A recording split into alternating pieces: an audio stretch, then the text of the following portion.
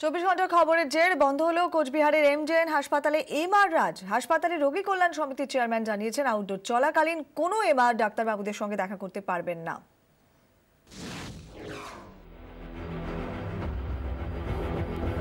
গত সপ্তাহে এই ছবি দেখিয়েছিলাম আমরা।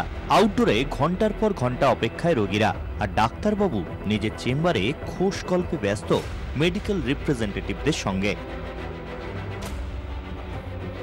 গোটা ঘটনায় একরাশ ক্ষোভ উগরে দিয়েছিলেন হাসপাতালের রোগীরা।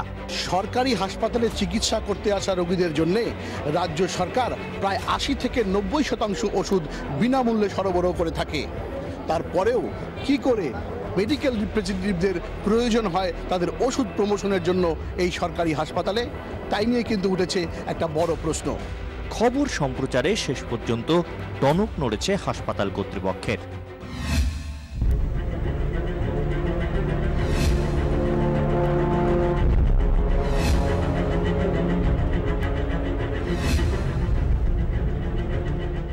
অন ডিউটি ডক্টরস যখন থাকবেন তখন হাসপাতালে কোনো এমআরদের ভিজিট চলবে না।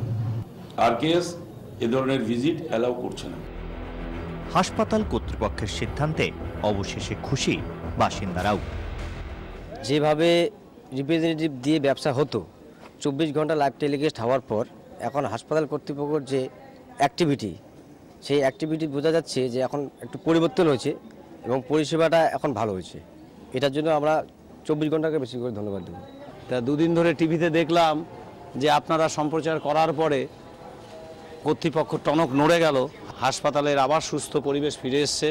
24 ঘন্টার যে টেলিকাস্টটা খবরে দেখিয়েছে, এটা দেখবার পর দেখছি হাসপাতাল কর্তৃপক্ষ একটু নড়ে চড়ে বসে। বর্তমানে হাসপাতালের পরিবেশ সুস্থ এবং স্বাভাবিক, আমরা এটাই কামনা করি কুচবিহারবাসী হিসাবে। কোচবিহার থেকে ক্যামেরায় বাপ্পা সরকার ও দীপনারায়ণ রায়ের সঙ্গে সুমন কল্যাণ ভদ্রের রিপোর্ট 24 ঘন্টা।